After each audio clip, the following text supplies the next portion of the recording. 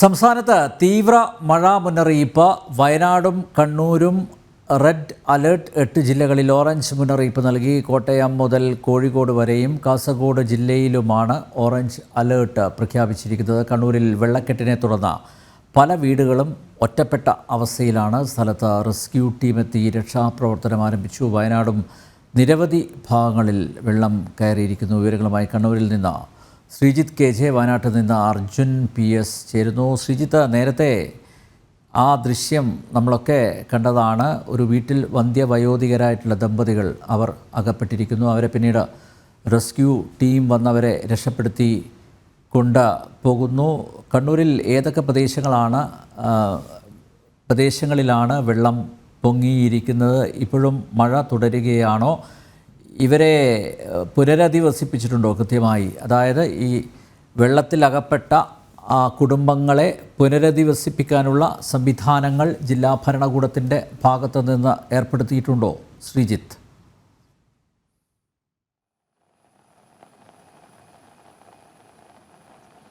അനിൽ നമ്പ്യാർ, പ്രത്യേകമായ ഒരു പ്രദേശമില്ല. കണ്ണൂരിന്റെ എല്ലാ പ്രദേശങ്ങളിൽ നിലവിൽ ശക്തമായ മഴ ലഭിക്കുകയാണ്. നഗര ഗ്രാമ വ്യത്യാസമില്ലാതെ മഴ കനത്തു പെയ്യുന്ന ഒരു സാഹചര്യമാണ് നിലവിലുള്ളത്. ഇന്ന് രാവിലെ മുതൽ തന്നെ ശക്തമായ മഴയായിരുന്നു. അതിന്റെ പശ്ചാത്തലത്തിൽ തന്നെയാണ് പല പ്രദേശങ്ങളിലും വെള്ളക്കെട്ട് രൂപപ്പെട്ടിരിക്കുന്നത്. അത്തരത്തിൽ ഗ്രാമപ്രദേശങ്ങളും അതോടൊപ്പം തന്നെ നഗരപ്രദേശങ്ങളിലും ഇത്തരത്തിലുള്ള വെള്ളക്കെട്ടുണ്ടായി. അതിനാൽ തന്നെയാണ് പല വീടുകളും ഒറ്റപ്പെടുന്ന ഒരു സാഹചര്യം ഉണ്ടായി. തുടർന്നായിരുന്നു 3 കുടുംബങ്ങൾ ഒറ്റപ്പെട്ടു പോകുന്നത്. പിന്നീട് നാട്ടുകാർ വിവരമറിയിച്ചതിനെ തുടർന്ന് റെസ്ക്യൂ ടീം എത്തി അവരെ രക്ഷപ്പെടുത്തി. അതോടൊപ്പം തന്നെ സമീപത്തെ സുരക്ഷിത കേന്ദ്രത്തിലേക്ക് മാറ്റിയിട്ടുണ്ട്. അതോടൊപ്പം തന്നെ ഈ പ്രദേശത്തെ ജനങ്ങളോട് സുരക്ഷിത കേന്ദ്രങ്ങളിലേക്ക് മാറുവാനും നിലവിൽ റെസ്ക്യൂ ടീം ആവശ്യപ്പെട്ടിട്ടുണ്ട്. വിവിധ പ്രദേശങ്ങളിൽ ഇത്തരത്തിൽ വെള്ളം ഓരോ മിനിറ്റിലും വീടുകളിലേക്ക് ഇരച്ചെത്തുന്ന ഒരു സാഹചര്യമാണ്. ദൃശ്യങ്ങളിൽ കാണുന്നത് പോലെ ഇതൊരു റോഡാണ്. അത്തരത്തിൽ റോഡെല്ലാം തോടും അതോടൊപ്പം തന്നെ പുഴയ്ക്ക് സമാനമായ രീതിയിൽ തോന്നിപ്പിക്കുന്ന രീതിയിലാണ് മാറിയിരിക്കുന്നത്. അതോടൊപ്പം തന്നെ അടുത്ത് പ്രധാനപ്പെട്ട മട്ടന്നൂർ പ്രദേശത്താണ് ഇത്തരത്തിലുള്ള വലിയ മഴക്കെടുതികൾ റിപ്പോർട്ട് ചെയ്യുന്നത്. ആ പ്രദേശത്ത് ഇന്ന് രാവിലെ കാർ ഒഴുക്കിൽപ്പെടുന്ന ഒരു സാഹചര്യം ഉണ്ടായിരുന്നു.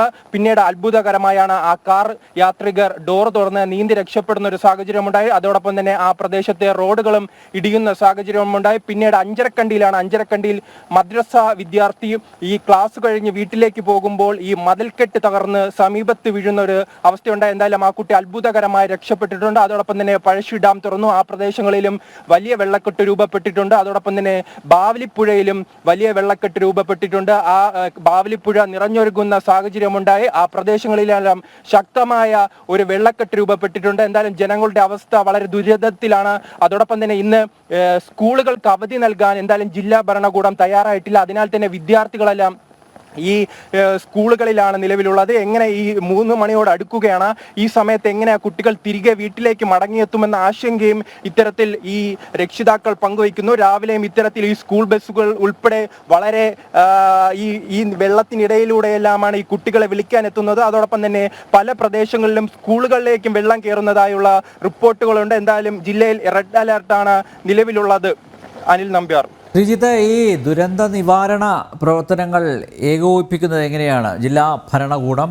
അതുമായി ബന്ധപ്പെട്ട പരാതികൾ ഉണ്ടോ? മാത്രമല്ല, ഈ ദുരിതാശ്വാസ പ്രവർത്തനങ്ങൾക്കൊപ്പം തന്നെ പുനരധിവാസവും കൃത്യമായി കൊണ്ടുപോകേണ്ടതുണ്ട്. ഈ വീടുകളിൽ കുടുങ്ങിക്കിടക്കുന്നവരെ എങ്ങോട്ടേക്കാണ് മാറ്റുന്നത്? അതിനുള്ള സംവിധാനം, അതിൻ്റെ ഏകോപനം, അതൊക്കെ ഭംഗിയായിട്ട് മുന്നോട്ട് കൊണ്ടുപോകാൻ ജില്ലാ ഭരണകൂടത്തിന് സാധിക്കുന്നുണ്ടോ?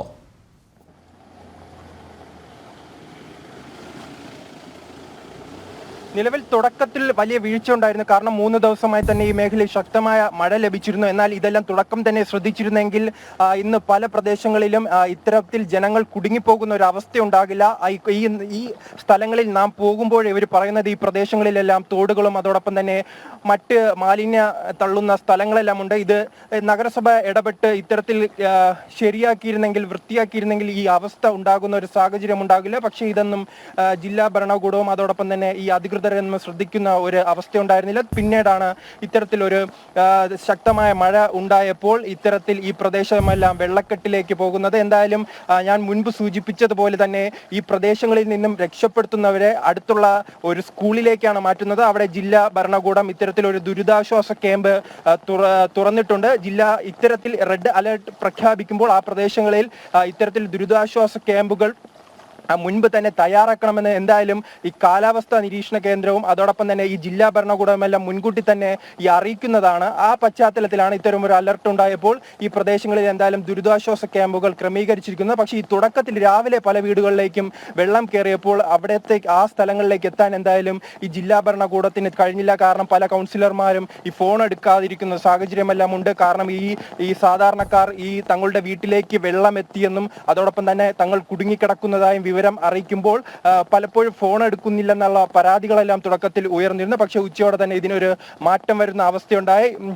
ഉച്ചയോടെ തന്നെ ഈ റെസ്ക്യൂ ടീമുകൾ ഈ സ്ഥലത്തെത്തി ഈ കുടുംബങ്ങളെയെല്ലാം രക്ഷപ്പെടുത്തുന്ന സാഹചര്യമുണ്ട്. എന്തായാലും ഇത് ആശങ്കപ്പെടുത്തുന്നത് ഇനി മഴ കുറഞ്ഞില്ലെങ്കിൽ വരും മണിക്കൂറുകളിൽ കൂടുതൽ വെള്ളക്കെട്ടുകൾ രൂപപ്പെടുവാനും കൂടുതൽ പ്രദേശങ്ങളിലേക്ക് ഈ വെള്ളക്കെട്ട് എത്തുവാനുമുള്ള സാഹചര്യമുണ്ട്. അനിൽ നമ്പ്യാർ.